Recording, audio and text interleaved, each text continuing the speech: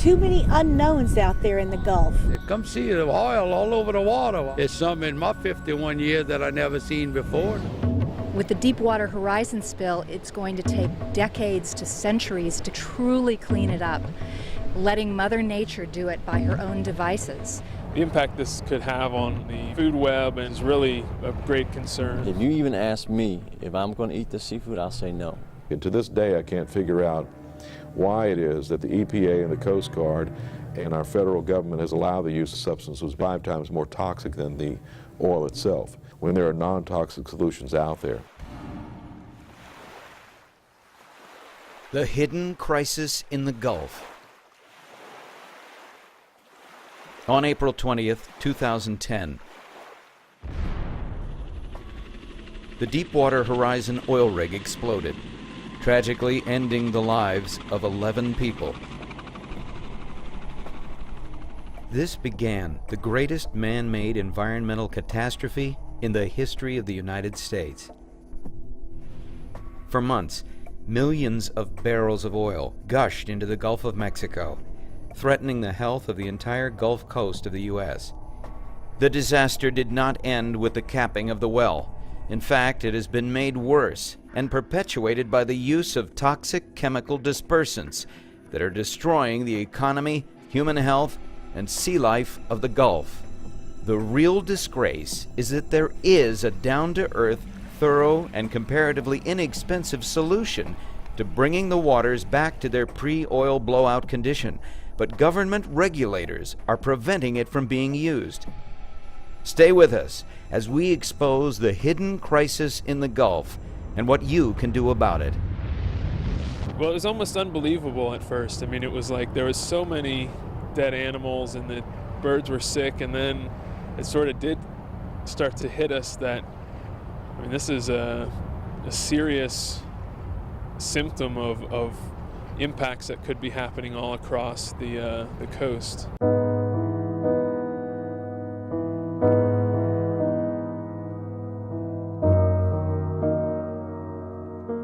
We have had fellas who've gotten rashes and skin problems. It is way too early to be saying everything's fine and there's no health problems. Way too early for that.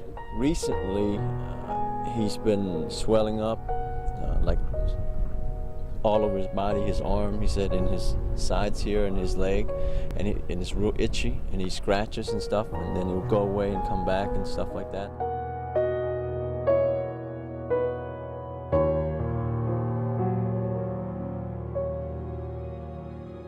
When I have had to be out on the water and the smell was strong, I noticed that my sinuses really burn for a couple of days. Other people say the same thing. If I'm out and I have to spend too much time where the smell is strong, some days you can really smell it. I never get seasick. I'm not a person who gets seasick, but I will throw up all the way to shore.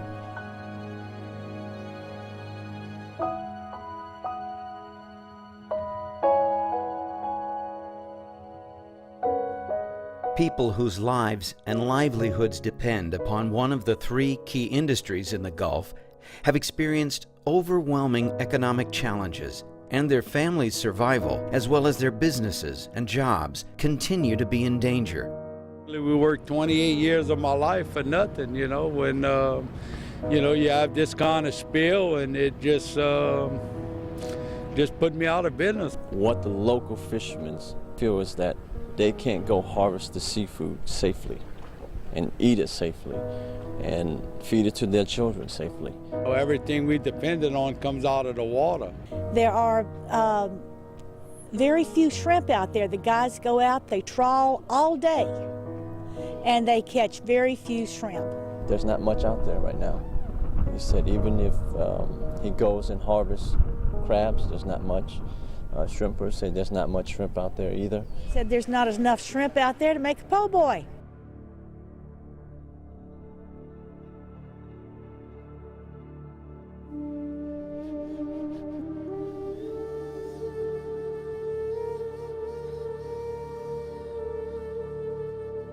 The area of the island that we were on was littered with dead birds.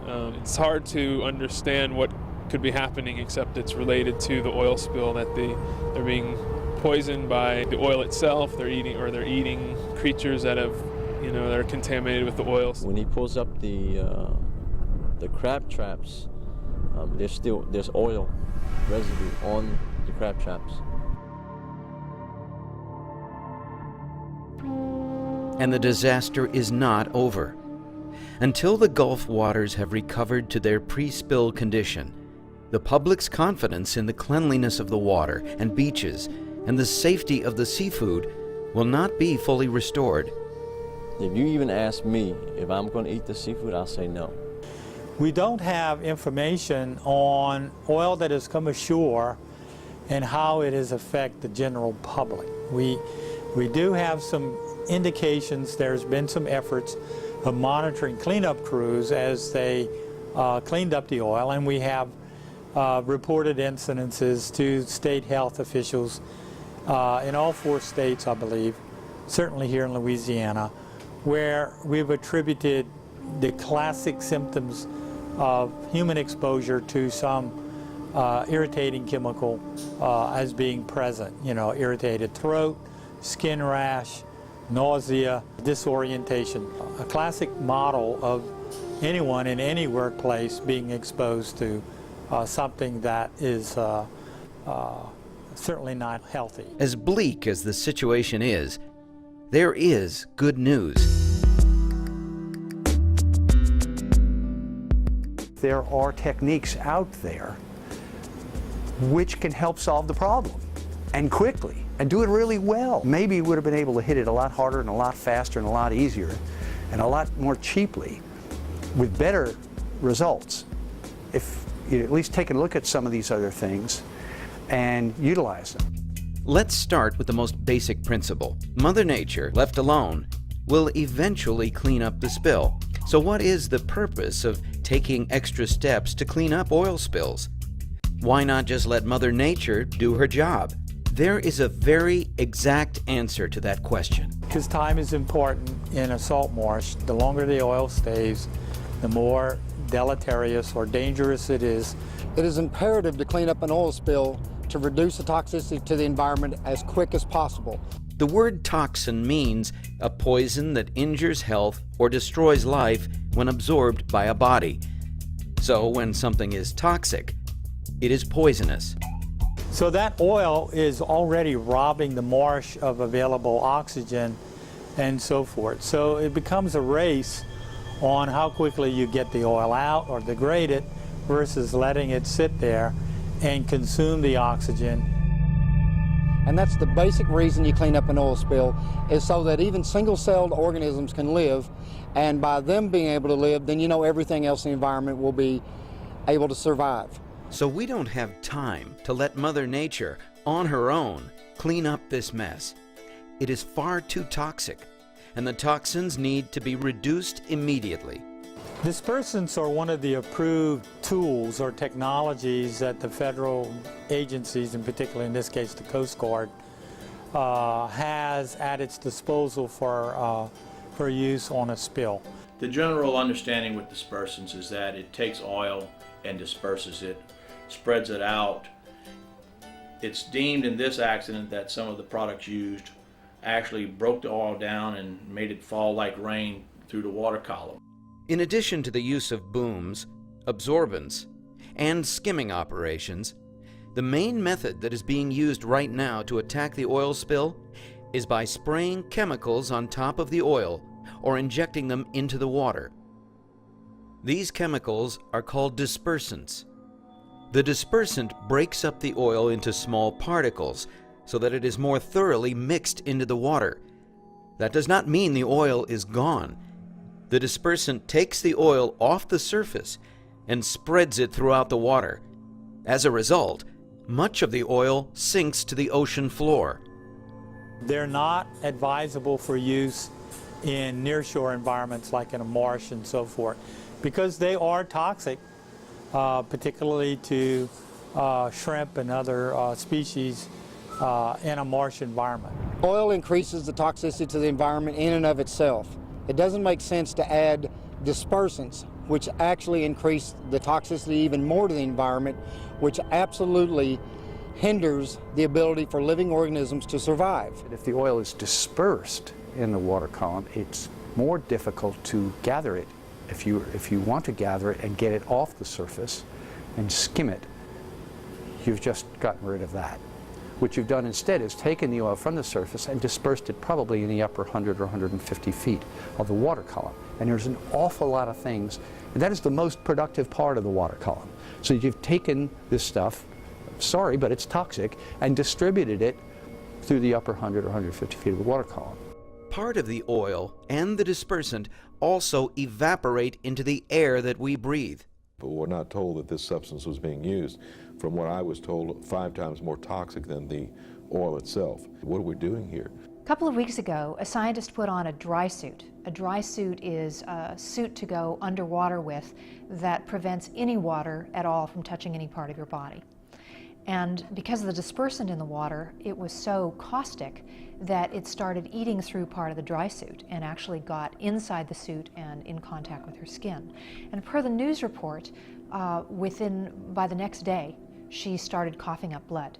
That's one of the things that this dispersant does, is it actually breaks down red blood cells and causes you to hemorrhage internally. There is an organization called the Earth Organization, which has been working in the Gulf of Mexico to find solutions which would truly resolve the toxic situation. Barbara Wiseman is the international president of the Earth Organization. There is a scientifically proven way to help Mother Nature clean up oil spills and toxins in the environment. It is absolutely effective, and it's been around for 30 years. In fact, it's cleaned up thousands of oil spills in over 20 countries. And it just simply does not make sense that it is not being used right now to clean up the Deepwater Horizon spill. And what this technology is called is bioremediation. Bioremediation. Bio means life, and remediation means to remedy. So bioremediation is the name given to methods which use naturally occurring good bacteria, or microbes, that are already found in the environment to remedy or clean up oil spills and other toxic situations. Here's how it works in layman's terms. The planet is covered with microorganisms. You could call them microbes, you can call them bacteria, but the planet is covered with them. Our bodies are covered with them. If you had an oval shaped, you could separate it into 3 parts. One part would be about 5%, which would be considered bad bugs, basically bad microorganisms. They break things down, they cause things to rot and decay. Can't really call them bad because the fact is we need some of them in a proper balance. Then you have another 5% on the other side of the oval that are totally beneficial microorganisms, and these are microorganisms that clean up toxins, they bring life to things, and they are beneficial. And then you have the 90% in the middle that are basically all neutral, and they will follow whichever of the good bugs or the bad bugs that they are primarily in contact with. So if you have primarily bad bugs that they're in contact with, then they will break things down and rot and putrefy. If you have more of the good bugs that they're in contact with, then they'll actually bring life and clean up the area. And you can use this, there's an entire technology based around this natural principle of what Mother Nature does already, except that with the Deepwater Horizon spill, it's going to take decades to centuries to clean this up, truly clean it up, letting Mother Nature do it by her own devices. With this technology, you could actually clean it up very quickly, within a matter of a few months. It would make an enormous difference. Using bioremediation, or the bacteria, is that it's working right away. It will work at the surface, it will work in the water column, and it's eating the material right away. Bioremediation, by the definition alone, was what Mother Nature does itself to clean up toxins in the ecology. So, if bioremediation is such a great solution, why hasn't it been used yet to clean up the Deepwater Horizon blowout in the Gulf? dispersants have associated levels of toxicity with them. But if you have the option of using something that's less toxic or some other technique, many of which are non-toxic, and you have time, for sure you want to move with the non-toxic ones. One of the key reasons why bioremediation is not being used right now is that most people don't know about it, and others have old, incorrect, or incomplete information about it. One of the quaint arguments about bioremediation in the salt marsh is this concern about oxygen. The real argument is getting the oil out of the marsh quickly because it's the oil that is using up the oxygen in a marsh. It's not the microbes themselves. Another very common question people ask are these microorganisms going to turn into, monster microorganisms? And that's an interesting question, because in the real world, you have a competitive advantage or you become someone else's meal. And that's what occurs in the microenvironment. But when that oil is gone, those organisms are no longer at a competitive advantage, and in fact, they're usually at a disadvantage, and so they become food for other organisms that are present in the marsh itself. One of the questions about bioremediation that ultimately gets asked is how much does it cost? A cubic yard of material varies anywhere between $20 to $50 a cubic yard.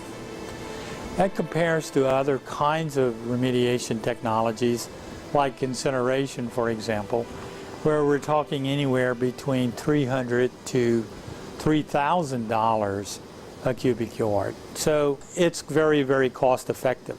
The Environmental Protection Agency, known as the EPA, is the national agency directly under the President, whose stated mission is to protect human health and to safeguard the natural environment, air, water, and land upon which life depends. I mean, if you want to get a job done, particularly during a crisis, you want to use the best technique available, something that works quickly and effectively and cheaply and has the least impact possible. And that's why these types of techniques really have to be considered seriously. In a federal code which regulates how to handle oil spills, there is a list of products that have already been researched by the EPA and approved to be on that list as products that can be used in the case of an oil spill. There was a procedure for oil spills, and in that procedure were a list of approved products for oil spills that could be used in the event that we had an accident on any proportion. There are different categories of products on the NCP list for use in helping to clean up oil spills. The methods that have been chosen for this spill so far are the dispersant, floating booms, which attempt to contain the oil or stop the oil from entering an area, skimming operations, which work to suck the oil off the surface, and absorbents, which attempt to soak up the oil and which are then disposed of in landfills. In that was 94 products that were pre-approved, preordained, pre-tested, pre-certified, that in the event that it would need to be used, their needs were there, they could be used. There were 11 bioremediation products on that list when the Deepwater Horizon disaster first happened. I started my research and tried to start vetting products and not knowing the difference. They were broke down between bioremediation products, dispersants, and other chemicals. It was a pleasant surprise to then find out that the Earth Organization had gone through a similar vetting process, and completely independent of what I was doing, they had come up with the same conclusion, that indeed one product out of all the bioremediation products warranted government agencies, responsible parties, look at a natural bioremediation product, or that it emulates Mother Nature and is utilized in a timely fashion so we can clean up and detoxify the Gulf waters. It has been stated by both BP and EPA officials that if they ever decide to use bioremediation to clean up this spill, they will only use products that are already on the NCP list. But bureaucratic barriers and red tape have been tying up the bioremediation companies to a shocking extent, given the extreme importance of cleaning up the oil spill quickly in order to protect human health, save the marine life, and prevent further economic collapse. This is how generally government and the military respond to a crisis. They get focused, they close down, they have their way of doing things, they have a protocol and they follow it. Except that now there needs to be some sort of system put in place which is quick at reviewing these types of things that are available, sorting out the wheat from the chaff, and then applying them. Now. I think we need to be a little bit more proactive than we were. Why put everyone into a tailspin in a crisis like this? It just seemed to me like it wasn't necessary. There are three main types of bioremediation techniques. As an example, we're going to focus on one technique we found particularly effective. That process differs from the other two in that it does not introduce more or new microorganisms into a toxic area. Instead, it uses naturally occurring enzymes, which are what microorganisms use to break down oil and chemicals. To explain how this works, we will use, as an example, a product made by a company called Oil Spill Eaters, Incorporated, owned by Mr. Stephen Pettigo. Mr. Pettigo invented a product called Oil Spill Eater 2, or OSE2 for short. Here, he describes how his product works in scientific terms and then in layman's terms. OSE2 is a liquid enzyme nutrient product. It has biosurfactants, enzymes, and a nutrient system to grow indigenous bacteria. We have no foreign bacteria in OSE2. When you apply OSE to an oil spill, the biosurfactants rapidly break down the molecular structure of the hydrocarbon, which detoxifies the hydrocarbon so that living organisms can live. While that is going on, we have enzymes that form protein binding sites, which is where the bacteria will go and eat the oil up. We also grow indigenous bacteria extremely fast, and when they run out of the nutrients in OSE2, they then convert over to the broken down detoxified hydrocarbons and digest it to CO2 and water. So the end result is CO2 and water. So in a nutshell, OSE2 rapidly reduces the toxicity of the oil so that the living organisms in the water can utilize it as a food source. In the past 20 years, this bioremediation product has cleaned up over 14,000 oil spills and has been used in 30 countries. All branches of the U.S. military, including the Coast Guard, as well as the EPA and even British Petroleum, have successfully used it to clean up oil spills in the past. There has never been a single bad report of any damaging side effects from the use of this bioremediation technique, as it is totally safe and non-toxic for humans and animals. Reducing the toxicity levels and bringing the waters back to their pre-oil blowout condition as fast as possible is a vital target. With this technique, you use planes or airboats to spray it on the oil and move on to the next area. It does the rest, reducing the toxicity within a few hours, and then, within 2 to 4 weeks, the waters return to their pre-spill condition. For oil that is under the surface or resting on the seabed, this liquid solution would be injected down near the oil. Unlike using booms and absorbents, there are no hazardous materials to pick up, dispose of, or clean up. As a result of 14 successful demonstrations to government officials and civic leaders, at least 12 different official requests for permits have been made to the EPA to use OSE2 to clean up the oil. These requests were made by 1 state governor, 3 state senators, 1 parish president, the U.S. Coast Guard, the city of Destin, Florida, and the Louisiana Department of Environmental Quality.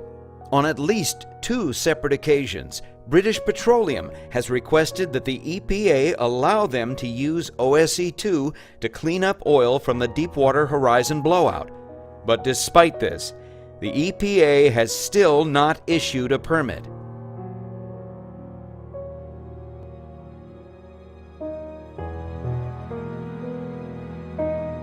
The Earth Organization is dedicated to getting the Gulf waters cleaned up now. We're working with scientists and other experts to educate the public on the fact that the disaster is not over. The crisis remains. But the fact is, to most of the rest of the world, it's hidden. But to the people whose lives are being destroyed and the life that's being destroyed, it is not hidden. It is vital that the seafood and the tourism industries recover quickly, and the public's health must be protected. The only way those two things are going to happen is if the public demands that the waters of the Gulf be returned to their pre-spill condition. We take no pleasure whatsoever in having to alert the public to the fact that the Gulf waters and the seafood are not safe right now. But the good news is that there is a solution, and if implemented, it would bring the health of the Gulf back quickly. Things aren't going to get better until the Gulf waters are truly clean and safe. The seafood industry, the tourism industry, and the public of the Gulf need to visit, call, and write their U.S. congressional elected representatives.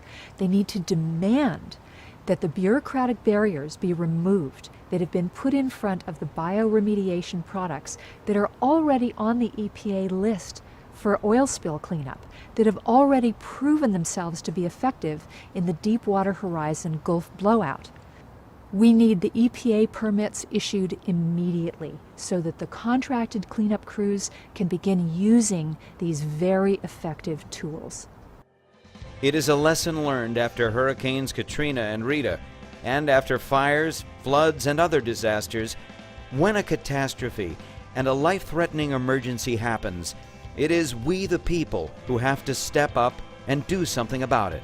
Unfortunately, because of federal and state regulations, we can't just go out on our own and pour bioremediation products into the Gulf waters to clean them up.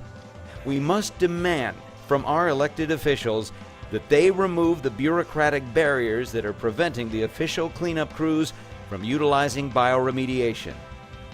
If you care about the fishing industry, the seafood industry, and tourism, if you care about the lives and the health of the men, women, and children who live along the coast, if you care about the marine life of the Gulf, and you want to get more actively involved to help get the Gulf waters cleaned up, call this number,